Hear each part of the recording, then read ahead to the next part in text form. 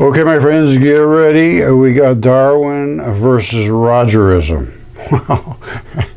Darwinism is, he says everything evolved from some kind of pond scum that came from who knows where, but all of a sudden it turned into human beings and elephants and everything else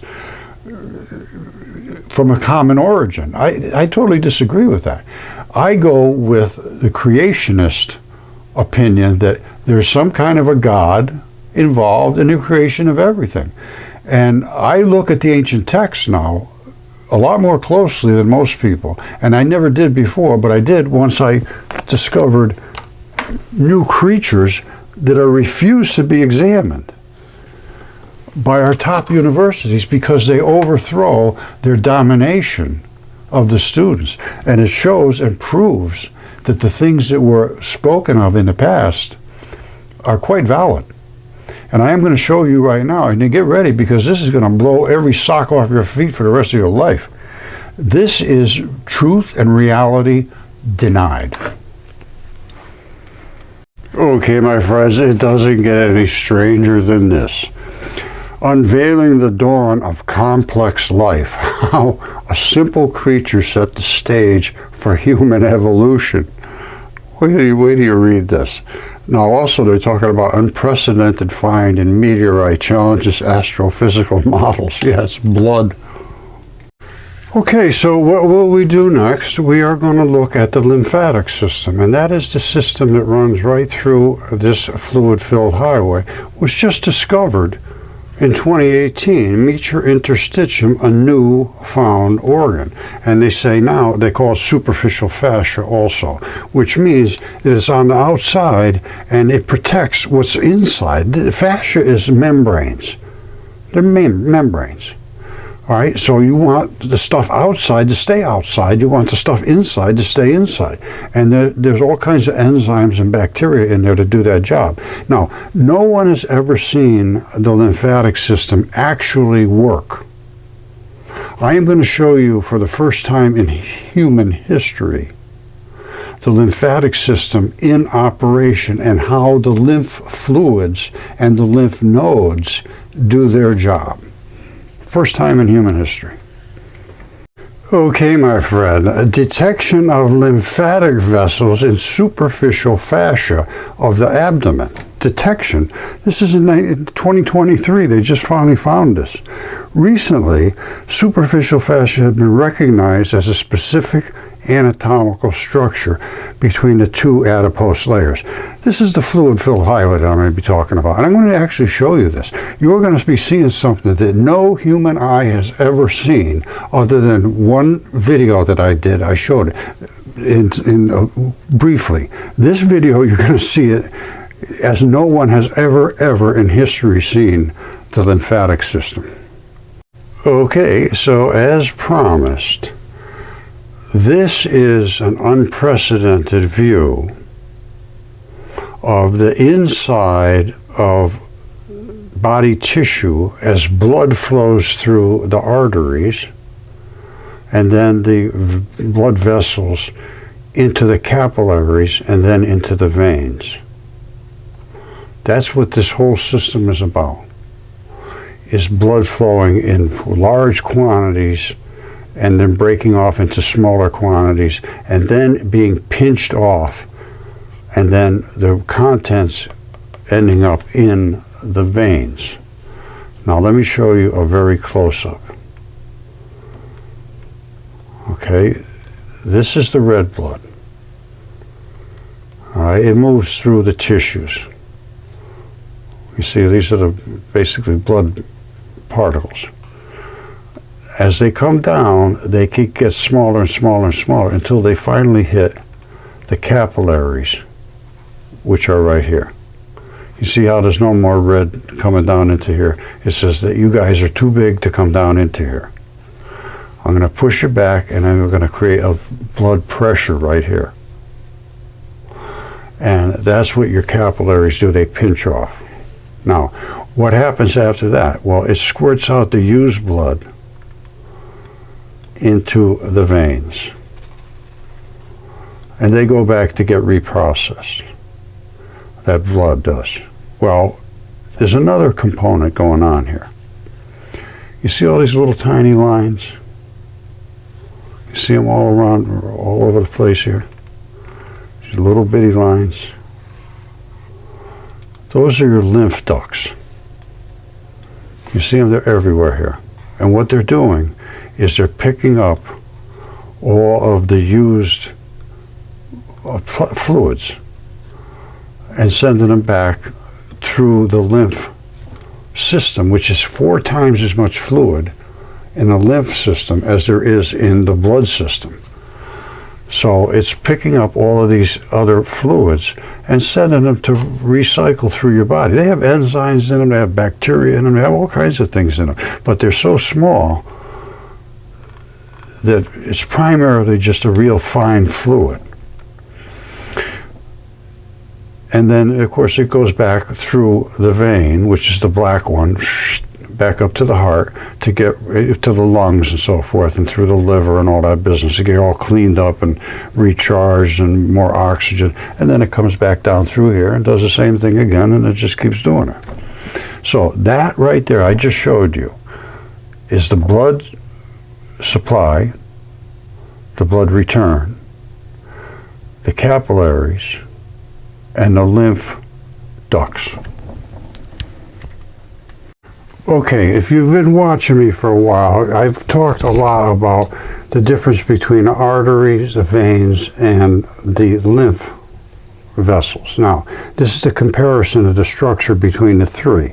They all have these layers, 1, 2, and 3, you see it?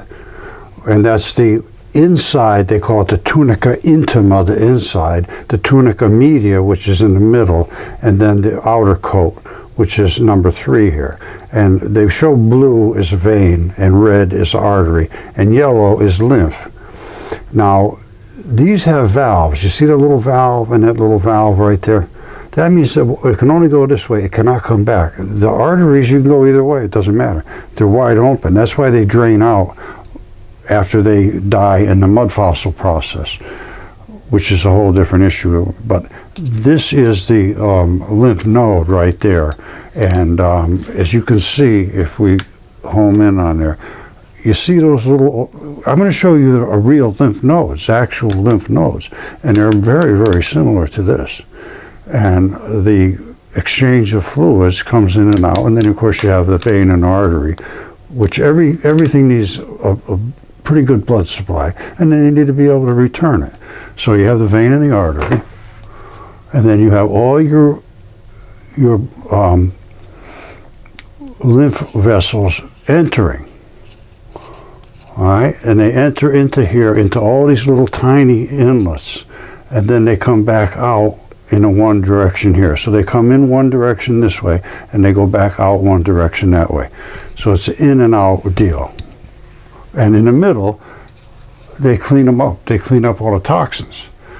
And what I'm going to show you now is something that is going to be an invasive situation where there's a ton of toxins injected into this specimen, and the lymph nodes try to do their job, but they were overwhelmed. I'll show you. Okay, so let's get the lay of the land. This is what a lymph node looks like. And don't forget that they have the valves. They can only go this direction with the lymph fluid. It goes in here and it seeps into these lymph nodes. After the lymph node cleans it up, they go into the central channel here and they come out through the output, which is, you see the valves go only this way. They can't go back. This one's, they go only this way. They can't come back. So it's a one-way deal. Goes in, comes out. Now, these all have a ton of blood vessels and so forth mixed in with them. And they actually take the toxins that are in the lymph and they clean them. And then they send them back out here to pick up more bad stuff, basically. All right, this is a structure of the lymph node, of different connections, and if you want to come back and look at that, that's fine. But and then there, of course, now there's the interstitium as of 2018, and these are the 3 valves. Hold on, the 3. I showed you this. I know I did, but I'm going to show you. I don't want you to miss any of this. these are, it's just amazing how the human body is made. But that's the one-way direction for the lymph and the one-way direction for the veins. Once it's used up in a vein, you can't go back. Arteries can go in and out and squish them back and forth and pinch them, and it could squirt this way to squirt. It doesn't matter. There's no valves at all. It's just wide open tubing. But they all have 3 layers of coatings, and there's actually more than that. But there's obvious layers. But then there's layers that are just not obvious whatsoever. All right, that they haven't seen yet. All right, so let's go back to the looking at the actual lymph node and being invaded by a tremendous amounts of toxins coming in here. And through these filtration devices, and it just can't accept it, and they die. All right, now, watch this very carefully. That is a lymph node. That's the thing I just showed you in those diagrams. And this is all the lymph fluids coming down. Now, look at the difference. This is real, actual lymph node. And this is actual lymph fluids. You see the pink sort of stuff running into the lymph node? That has all the toxins and everything separated out, basically, and supposed to go in here and get cleaned up. And then it flows back out of there, back into the lymph system. But the problem was, there was too many toxins in here. And I'm going to show you what the toxic stuff was. When it came down here and tried to enter the lymph nodes, there's a whole set of barriers here and webbing. Let's see if I can hear this right here. You see, this is the lymph node. And it has all this filtration device built into it. That stuff came down, and the big stuff here, the nasty stuff, is supposed to get cleaned up, I guess. And then it goes through here for the final cleanup, and then it comes out of here back like the one-way system. So in other words, this is the entrance, and this is probably the outflow. I'm not sure, to be perfectly honest with you. But I do know it's supposed to enter one area and come out another area. What that area is, I'm not certain. All right, but it killed this lymph node, and it killed another one down here. Now, why did they die? What killed them? You see, that's that lymph node stuff. And this is, again, here's the filtration devices down here.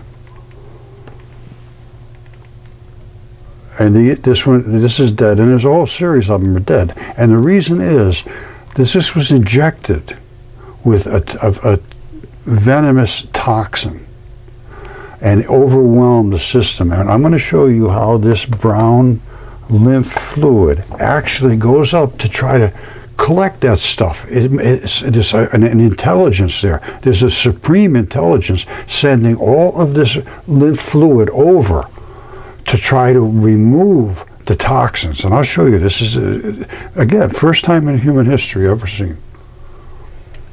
All right, look at this. I told you there's a toxin. And this is the toxin right here, this green stuff.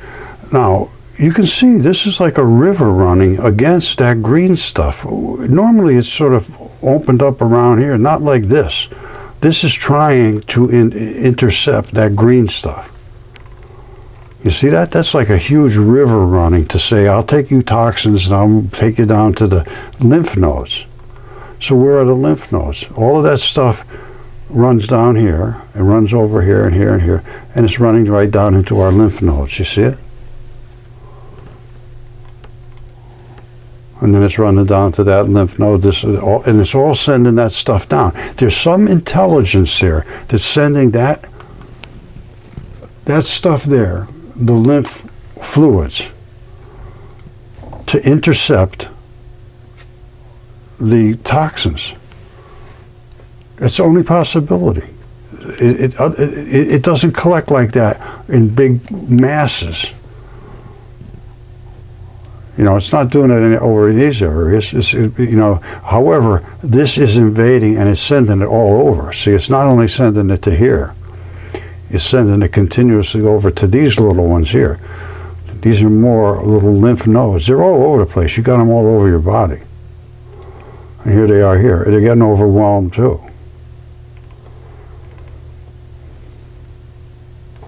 but they all have this webbing. And when you can see them on this scale, it's just stunning to see how organized things are. Although they're all on their own, but they're very organized, and they're all the same thing. It's all the same stuff. But there's just too much toxins, and all that toxin is being sent down to be dealt with, and they can't deal with it. All right, so all of that green nasty stuff was trying to be filtered out through these lymph nodes. Couldn't deal with it. Okay, so as I said, I am the only one in the world that has the technology to be able to see the blood flow and all of that stuff, and the lymph nodes and the lymph ducts and everything. Capillaries. These are all your little lymph ducts to be able to pick up all that stuff. And somehow it's organized to send all that lymph fluid down to where it was being invaded. Of course, that's the vein. These are the capillaries. These are the blood vessels. These are the arteries. Now, if you have a doctor, or you have anybody in your family or your friends that think they know anything about biology, have them look at this and then contact me, and I'll explain how I got these images. But I'm not going to tell you now. But I am the only one on planet Earth that can do this. All right, let me make that a statement, change that statement. I am the only one in history that's ever done this. Anybody can do this, but I am the only one that ever has. Okay, my friends, at this point it's just going to turn into a ramble because I can't remember where I was, but I did show you the lymph system, I'm sure of that. Now, it all started with this glacier here and this blood falls, they call it. And I did a post on this today, and this is all part of my research. And this here is Huntington Beach. I have a friend, Neil, who sent me these pictures. And you can see how many layers there are here. You see how many layers there are? And this is a cliff that runs miles, and it's huge. And here's what it looks like up close and personal, right there. All along there. And that's literally skin, and this is tissue, and these are the balls that are the interstitium balls that are here. They've eroded away, and this is caved in, and this stuff is turned into mud, and the balls are there. All right. Now, this, it's amazing the sizes of the things that I'm showing you are. I can't account for it, but it's true. Like, this is muscle. That's a mountain. This is the guy's van right here. That's muscle. That's connective tissue of muscle. And the red part, the gooey part, has eroded out. But that is from muscle and connective tissue. And I have that in my shop here. Here's my stuff in my shop right here. Same muscle as that is right here. All right. There's a bone was right here. This is the tendon. It's just brown. There's no blood to speak of. Tendons have virtually no blood. And then you get into the real red blood here that services the muscle, and then the muscle breaks off where the sarcomeres take over. But out to here, it's still quite heavy into the connective tissue. Now, I also have this shown with the bone somewhere. Here it is right here. It's the same muscle as this right here. But there's the bone is right over here. And that locks this muscle and tendon, this one right here, right into the bone. And that's the abrupt transition as it turns into muscle. And these are all the little tendon fibers, you see? Now, these are not layer after layer after layer of sediment. And that's what they think has happened. And here's what they show here. Look, millions of years in one picture. This is exactly what I just showed you in that chunk of muscle. And that's actually the tab right there and the center connective part of the tendon. And that's the only reason this is left. The muscle just erodes away. The bone erodes away too, dissolves in this hot, salty waters of this flood. Tendons, different story. Tendons last forever. And that's why, as I'm showing you in mine right here, you see how it's brown? There's no blood in there. There's nothing really to degenerate. It doesn't, but the bone back here, it just goes away, the muscle, gone. And then you end up with that piece sticking up in the middle of the ocean. And I showed you the blood, everything, all the lymph and the lymph nodes and how they're serviced and all that stuff. So like I said, this is going to turn into a little bit of a rant, but I have people now that are going around doing some helpful stuff for me. I believe these are where the lymph ducts ran between the skin and below, but I'm not sure. We got to do a lot of working, but this is what a membrane really is. You see that? That's membranes. That's layers of tissue. They think that's just one piece. Right, there's one little membrane. No. Once you can get to the size we're at, you can see the complexity of things, and things are complex. Check that out. This is Vermilion Cliffs. This is raw blood inside there. All right. This is tissue from a stomach, or I believe an intestine. But this is the intestine has a coating around it, and that's permeable. That's the membrane, and you can absorb through that membrane. And here's the guy standing on his stomach. And that's just nothing more than stomach tissue. This is how big these creatures were.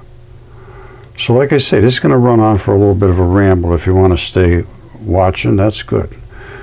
But like, it may not be coherent, but it's going to be what it is. And like I say, we found new species. This is a no-toe. These are no-toes. Nobody's ever known about them before. They have springs inside of them. Why won't people look at this? This has been 10 years. And I'm not a quiet guy. So anyway, get ready to ramble. You see that? That's an iron meteorite cut across. That's an artery. That's a vein. The artery is red. The vein is black. You see the red? This is, I believe, was a liver. Lungs, hearts, and livers come through as metal meteorites. I have one right here. It's just a little tiny one. But that's a lung. All right, and it's all where the lung boiled off and the alveoli blew out. This is a lung, and it's absolutely for sure a lung. And it even has the latch on here that latches it into the body. And I have another one, another smaller one. It's another lung. You see that? It's identical. They're absolutely identical. You see that? One's bigger and one's smaller, and that's all the difference. They're both magnetic. Well, they both attract magnets. But you see all the holes in there? That's where the alveoli was. And their little, an alveoli is a little round pocket coated with blood, and it absorbs. And what happens is that blood boiled and popped out of there. That's why all those, and you can see them where it popped out, and there is no question they're lungs. They have all the little fabrics, which are, they call them I can't remember the name right now, but I think pyroclasts, I can't remember. But they're little white fabrics in here, and you can see them. Now, in a lung that had never been exposed to being boiled down coming through space, the white fabrics, hold on, look like this. You see, these are the little white fabrics. In this, which is basically another lung, it boiled off so hot that they exploded and burnt this and charred it. But still, some of those fabrics are still good. Yeah, all right, it's plagioclase. I said pyroclast. Those are volcanic flows. But anyway, that's these little fibers. They're all in here. Exact same thing. They call these basaltic plagioclases, and they have giant ones, and they think they're all different. Something's different about all of them. They're not. These are just nothing more than than lungs primarily, or organs, and that stuff makes a rubber bag basically that coats the organ. Now this is an exceptionally preserved, and I mean it's still got all the red blood in here. This was DNA tested, it's human, and it's flat because my stuff pretty much all died in the Great Flood. Now these obviously didn't die in the flood, they came through space. There's no flat sides on here. All right, now I do have other ones that did come through space that do have the plagioclase on them, and I can show you this in the microscope, and you can see the actual little white fibers that are still in here. Those things are tough because they survived. Most of them burnt off, but there's still some left, and the rest just turned into black sort of char. No, not char, but metal. You see this? It's a magnetic. You know, it attracts magnets because it's been boiled off and cooked, smelted down to where what's left over now is the iron primarily. Because blood is basically iron. It's almost 100% iron. And when you smelt it down and all the stuff that isn't iron, you get rid of it, you end up with iron. All right, in order to get this to turn into iron, the blood, you have to heat it up to about 3,270 degrees to iron, to make iron smelt. All right, and so in other words, if you can smelt it at 3,270 degrees, you turn it into iron, and iron becomes magnetic, you know, it becomes attractive to magnets. All right, and these are both. This is a stony iron meteorite, they would call it. And this is nothing more than the bone. And this was nothing more than the marrow inside, and it exploded. You see the holes blowing out here? It's because the expansion of the gases exploded right out of here. And this is bone. In the microscope, you can see the bone very, very clearly. And then there's some red blood, and then it just boiled off and exploded. And when it did, the bone exploded. It's like this bone here. All right, if this came through space and it had wet red blood in there, in the marrow, it would explode. And that's what happened here. This was the marrow. And it exploded, and you got some bone that you can see as regular bone. It's charred a little bit. And then there's actually some white bone in there, and then there's the marrow. And if this came through space, it would have exploded just like this. When they heat up, they have to expand. The gases expand, and then they explode. And when they explode, they just blow the blood out of the holes that are the alveoli. If they don't come through space, they don't explode. The alveoli does not pop open like here, you see? They're completely still encased. But if you heated this when it was wet and moist, and you cooked it up to 3,000 degrees or more, these things would pop and explode all over here, and all of those gases would leave, all the cheap stuff, and you'd end up with the metals, like these, and like the one I showed you here. They cut this across. There's 26, there's more than that. Almost all metals are in your blood, primarily the transition metals here. All right, and that's why you see all these different crystals in different colors. They're different metals. So in other words, an iron meteorite is not just iron. It's all those metals, but they are just in trace amounts. The vast majority of your blood is iron. So that's why it's iron. It becomes, attractive to magnets. I hope that made sense. All right, what you're looking up here is this black iron meteorite that came through space, and it exploded out of here, one of the alveoli, and these have all popped out too. This is a deeper one, and it exploded. These are those little white fibers I was talking about. They call them the plagioclases. All right, now, as I showed you before, they normally cover everywhere. as this lung I have below. All right, I just put a little water on it because it brings out the color of the blood real quick. That's the one that blew out from deep inside. These just were surface ones, they popped. Now, these are the white fibers. Oh, they're almost all gone, but boy, I'll tell you, some of them are pretty tough. And here's what they look like in a lung that didn't come through space. It was a terrestrial lung that just, you know, did the Mudfossil thing. And that's why these fibers, they're so dense, there's so many of them. It's the same fibers as the one up above here. The same little white fibers. Let me dry that off so you can see it a little better. You see the fibers?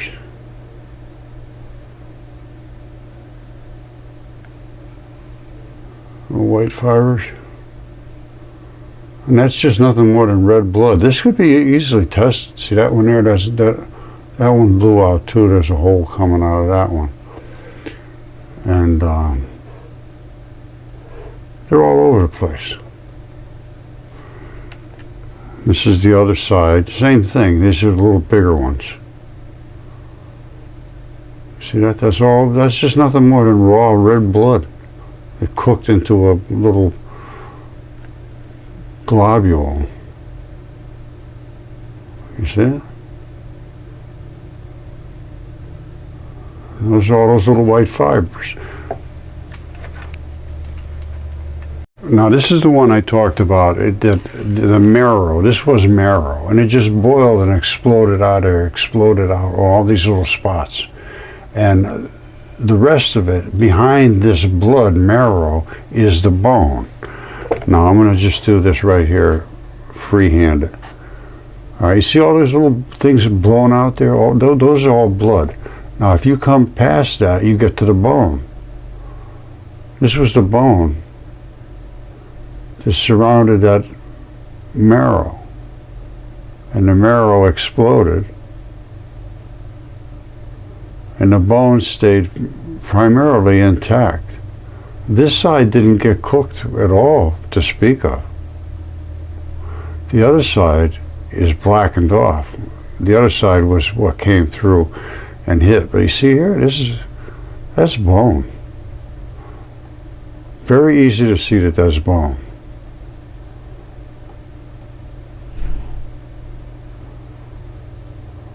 All right, and this part here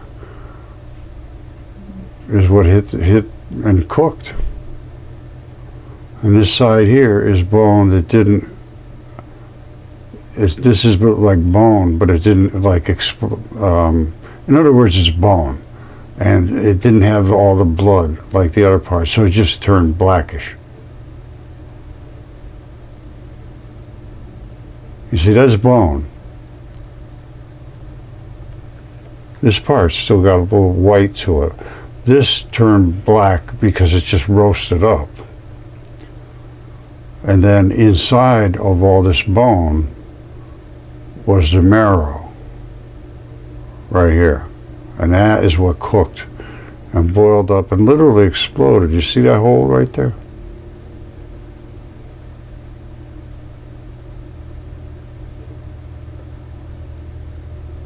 See that right there? That exploded right out.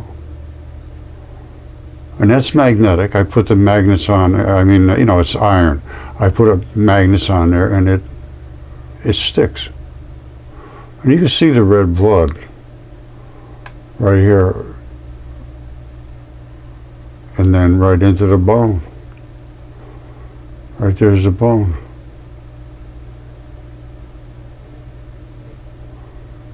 So there's always, it appears to me there's nothing but biology in space, on Earth, everywhere. That's the way I'm seeing things. All right, so like I told you, those are the plagioclases. This is also plagioclase. All right, on a meteorite, which is a huge meteorite. And I have it over here. And those plagioclases are nothing more than these fibers that are in these tissues, these collagen tissues. And then the tissues burn off, and the fibers don't burn as much as the, you know, I was very surprised to see, they don't even turn brown. As I showed you in that little lung, they don't turn brown. A lot of them were burnt off and gone, but the ones that were still there were still white, just like these are. You see this? This is a shocker du jour. This is the burnt off lung, and the alveoli are exploded. And here's these plagial places. And they're still white. They're perfectly white. Everything else turned black. They didn't change. And the huge one I have here is right over here, is the picture of this one. Same thing here. Everything turned black around it, and they didn't even change colors. It's like this one is in the microscope right now. This one is right here in the microscope. Now I'm going to show you where this one came from, the other big one, which is this one. And I can't pick it up today. My back is bothering me. But wait till I show you how big this thing is. And that came through space too. And that would be considered a stony meteorite. Okay, my friends, you are looking at a toe right here. I know this is the back end looking into the toe. This is where one of the tendons was, and the other one is right here. It's hard to see because there's a flap that's covering it, but it's right there. Now, in the CAT scan of another giant fingertip, this is a toe. This was, it was a fingertip, and it was from a thumb. All right, you see how this thumb hangs over the edge here and the bone is on this side and it hangs over? That's what this is, a thumb. It's from a right hand. And it's huge. It's right over here. Somewhere.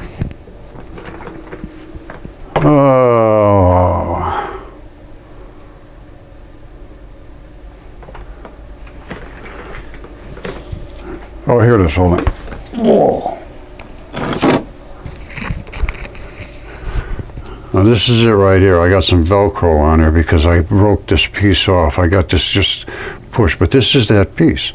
You'd never see that, except for the CAT scan. It's a 2D CAT scan done by Jesse Grant and Associates. Fabulous people to work with. They did 7 CAT scans for us. Absolutely wonderful, wonderful people. Jesse Grant and Associates. Now, this is, again, this is that one, this side, and this one here is that side. And this has the bone dead center. It's just a little bit different, and it's a toe. Now, and it is heavy, and it's a meteorite. It came through space. That's what cooked off, and that's what burnt this up, and it blew it out.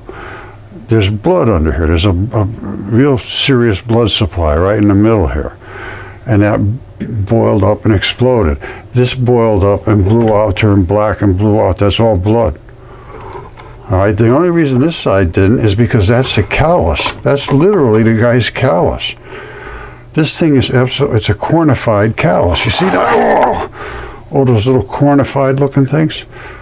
That's the thickness of the guy's callus.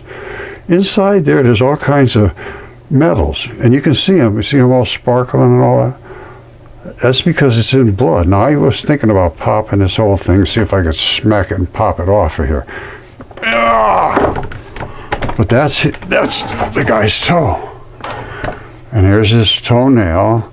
At first, when I found this, I thought, boy, something's not right here. The guy's got fungus or something on his toe.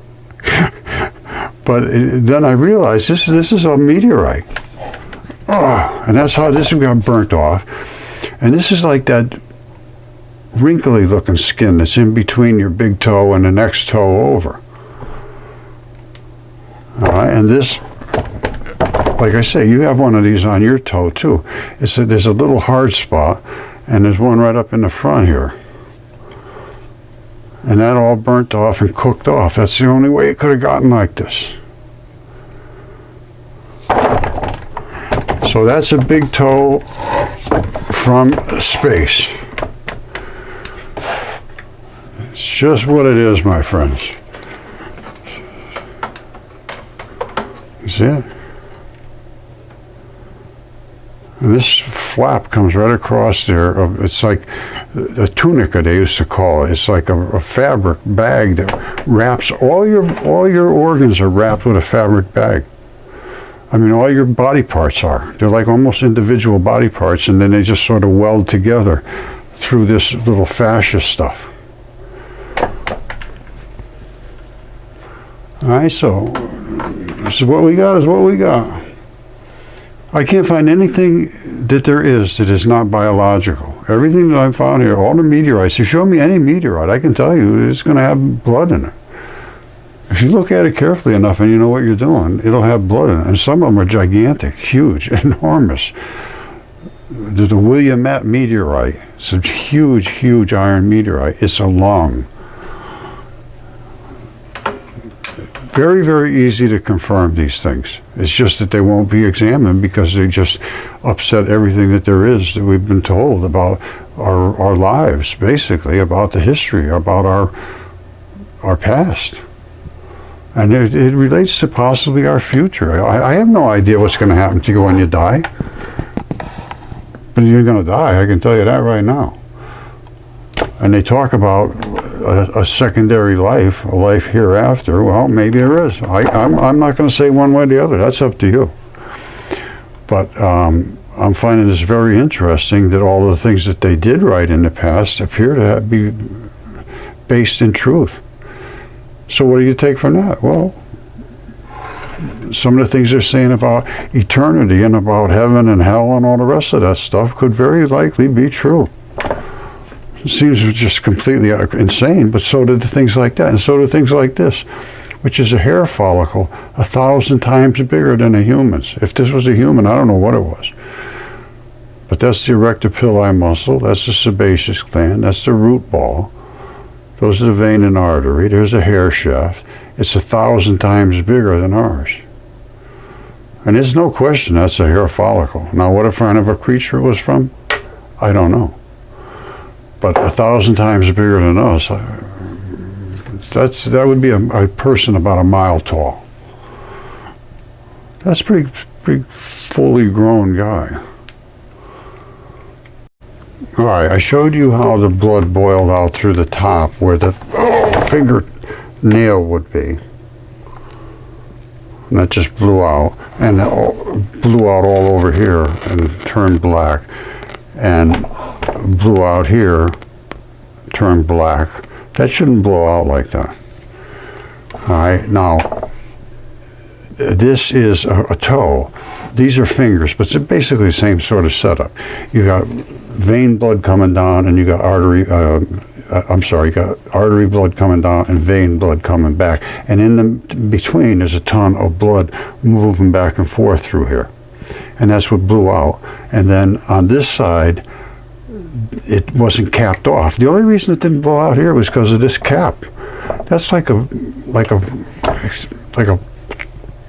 covering, like bolted on there, so the blood couldn't get out. Otherwise, it would have blown out this side too. But it did just blew out this side, and the blood ran all over here and turned black because it just burnt up. And then, of course, at the bottom, as I showed you, the plagioclases are still here, and they just stay white as white can be. That really blows my mind. I mean, they're just perfectly white. And they cooked, everything else cooks and turns black, except those. And the same thing happens on the lungs, it's not just on this. I think I either showed you that, or well, I'm going to show you it again because I don't want you to miss this. This blows my mind. This one here came through space. It boiled off, all the little alveoli exploded, but there's still some of these white fibers left. And the white fibers just stayed white as white can be. Didn't turn brown at all. I'd love to know what the chemistry is there. See, I'm going to show you the same white fibers in this that is in this toe. Those are the white fibers that are in this toe right here. And the same white fibers that are in the lungs. They're these little collagen fibers. They call them plagioclases. Well, let's take a little look at this in the microscope. This is a See, this is blowing my mind. These little fibers are still as white can be. This boiled off and exploded. There's blood right out of all over the place here. and the white fibers are just as white can be. Now, why wouldn't they turn brown or something? This has got me perplexed. You see them? Most of them are gone, but the ones that remain are just as white as I would have expected them to turn brown. They're just as white as the ones that are in a fresh lung. It's hard to explain. And again, the same thing happened to this other one. These are just as white can be. That's the toe. Everything else is burnt black. It doesn't make sense to me. Well, okay, my friends, this is going to be kind of crazy because there is so much wrong, I don't even know where to start. So, Darwin, let's just take Darwin. This is a new species of human being-ish things, only they have no toes. The toes are built in. And they have springs inside instead of tendons. There's two springs. One loads this way and then the second one loads up. And there's the whole ball of the foot right there, just exactly like we have. And there's the strap that comes up to the tibia that came down here, exactly like this does. Only in front, it has springs instead of tendons. Let's Darwin explain this. Oh, well, we just evolved from that. Well, this was pre-flood. So what did Darwin actually do? He changed everything. He said, well, we've been here for billions of years, so enough bouncing and bumping around, of course you're going to end up with a human being. Yeah, it makes perfect sense. No, it doesn't make any sense at all. All of these creatures are completely different programs, and that's what they are. DNA is a program. All right, just stop and think. DNA is all of these little complex sequences, which is nothing more what a program code is, a sequence of numbers and digits and all that stuff. Same thing in the DNA. You're going to have 5 fingers, you're going to have 5 toes, you're going to have 2 eyeballs, you're going to have 2 ears, blah, blah, blah, blah. Well, an elephant has a trunk and there's this and that, and something else has claws and something else. All it is part of the program. All right, now, I agree, the programs change. No question whatsoever. But you didn't start out with a single one and it turned into all this program code.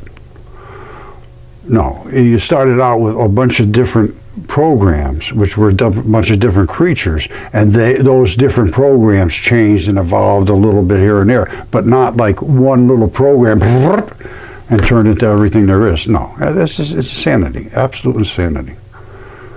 All right, so I'm going to hit you with a bunch of stuff, and you make your own determination. But I'm telling you right now, we have a ton of these no-toes. And a no-toe means the toes are literally built inside of the foot structure, even though it looks like it has a sole. You see that? It looks just like the sole on a shoe.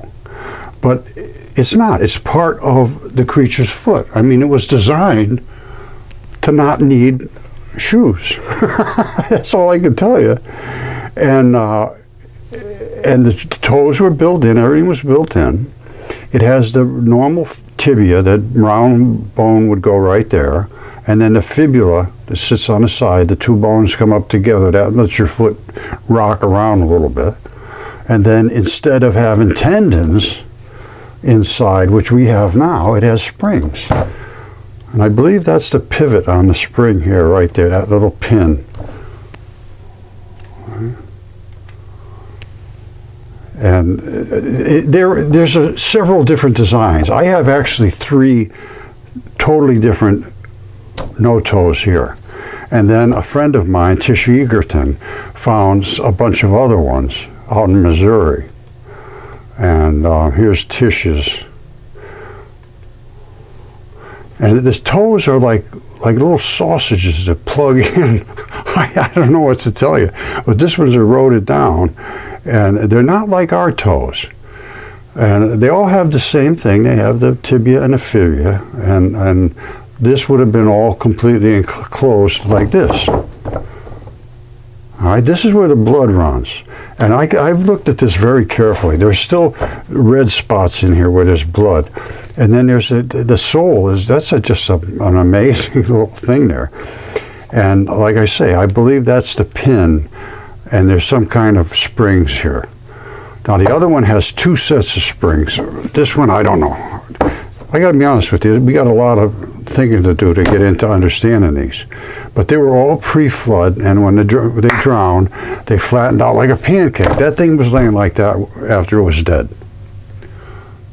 All right, and it flattened out. And all of the stuff I have, almost 100% of it, has one completely very flat side.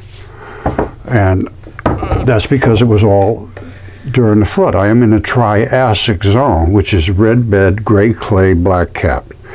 That's what the red bed is, all the flesh that eroded. The gray clay is all of the marl, which is in between tendons and bones and all that other stuff, organs. And then above that, the black cap was the fallout of the volcano debris and all that. Because this happened, the Great Flood happened when we almost got impacted by a comet, a fiery comet, they called it. It later turned out to be Venus, which was ejected from Jupiter. Velikovsky made these arguments based on documents on every single continent on the planet. They all had the same story. About 3,500 years ago, there was a terrible cataclysm, wiped out all the stuff on Earth, basically, almost everything. It was Noah's great flood. So here's another thing we got to go. He tried to knock God out of the picture altogether. Well, there was a great flood, and that was predicted by God, and Noah was the only one, well, not necessarily the only one, but he survived as a measure of God's mercy, let's put it that way. Because all the rest of the stuff pretty much was wiped out. And that's where all these mud fossils came from. They're everywhere. They're everywhere. And they're not allowed to be seen by academia. Academia is a real problem. All right, you see this here? This is like Tish's feet. You see this little, it's almost like a sausage plugged right in there. Well, it's eroded. They've broken off what's left of them. And there was some kind of a base underneath here that was holding up these toes. All right, you see that? That's something, this is not like our toes. These are not bones. Here's the toe up here. I don't know if there was a bone in there or not, but they're like little sausages coming out. And that's exactly what Tish found, only in smaller ones. You see this here? You see it? It's the exact same stuff, only these are about our size. There was creatures here, gigantic, small, middle, little, big, and I have them, they were all DNA tested and CAT scanned and everything else. And this right here is a hair follicle, which is 1,000 times bigger than ours. I don't know what kind of creature it's from, but there is no creature alive that has a hair follicle that size. All right, now I know you've seen this a zillion times if you've been following me, but this is the erector pili muscle attachment right there. All right, and this is a hair follicle. That makes it stand up on end. This right here, that little globby stuff, all the way up around here, is the sebaceous gland. And that holds a little bit of oil, and it squirts it onto there so that the hair can flow out nicely. Now, this is like a gummy membrane, and it's slid down. So we have the muscle here, and we have the follicle, the sebaceous gland here, right on the other side. But that's because all of that goop slid down. All right, so here we are here. This is over here. Now, this is the root ball, the hair ball coming down, and these two little dots are the vein and artery. All right, this is the hair shaft coming out straight up the top. Now, if you could look at that carefully in a microscope, you'd see it's a hair follicle. All right, here's what it looks like when it comes out from the top. That's it right there. That's the same as that. So if I had Darwin here right now, I'd say, hey, well, this foot was this big. How come it devolved down to get down to these sizes of our feet? That's devolution. That's not evolution. Anyway, I'm just kidding around about that. But this evolution stuff coming from pond scum and creating everything there is. That's insane. Really, it's not a brilliant conclusion. I mean, it's just not. Especially with everything that was written in the past. We just abandoned that and just said, those people are just crazy. We're so smart. We don't have to listen to those idiots. They had no way to explain everything. Now we explain everything. We know exactly what happened. And every day you hear about it. Well, now we know. Now we know. We never knew this, but now we know. And guess what? Every time they know, they still don't know. So we're going to get in pretty deep here. And they think they figured out the stage of human evolution all came from mayflies, because mayflies have all of the genetic codes or something that all creatures have.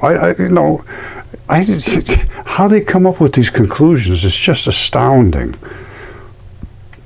Okay, my friends, I'm going to try to read you this without laughing hysterically, but that may happen. Unveiling the dawn of complex life, how a simple creature set the stage for human evolution. So we evolved from this simple creature, and guess what that simple creature was? Let's listen to this.